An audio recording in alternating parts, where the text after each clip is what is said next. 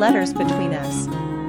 In the small coastal town of Windmere, where the sea kissed the cliffs and gulls sang their eternal songs, lived a quiet bookshop owner named Thomas. He was a man of few words and many thoughts, his days spent between the pages of forgotten novels and the scent of old paper.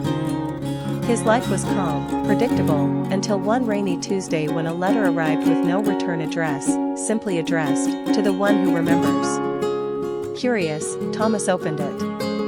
Inside was a beautifully handwritten note. Do you ever think about the lighthouse? The one where we carved our names in the wooden railing and watched the stars fall into the ocean? If you remember, write me back. I'll be waiting. E. Thomas felt his heart stir with a forgotten ache. E. could only be Evelyn, his first love from almost 20 years ago. They had met as teenagers during a summer when time seemed to slow down just for them.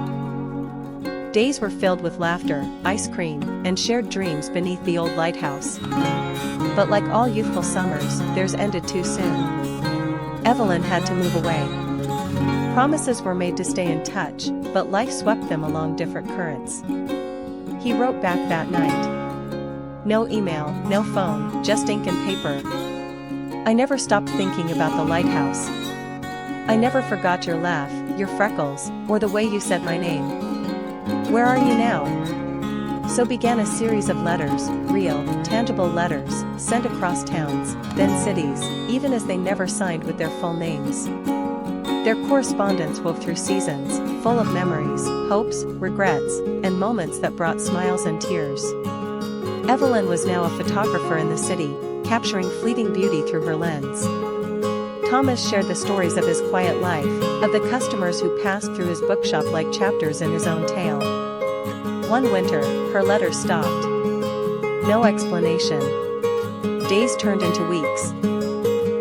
Thomas sent letter after letter, receiving no reply.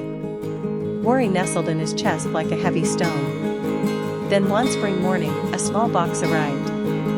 Inside was a photograph, the lighthouse, now weathered and gray, and below it a note in Evelyn's handwriting.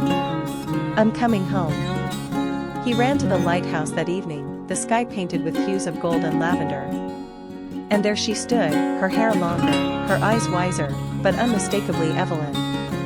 Neither of them spoke at first. They just stood in the place where it all began, 20 years ago. Finally, she smiled and whispered, I never stopped writing, I just started walking. Thomas took her hand, kissed her fingers softly, and said, then let's write the rest together. And under the lighthouse, with the ocean roaring like applause below them, two souls reunited, not as who they were, but as who they had become, and began again.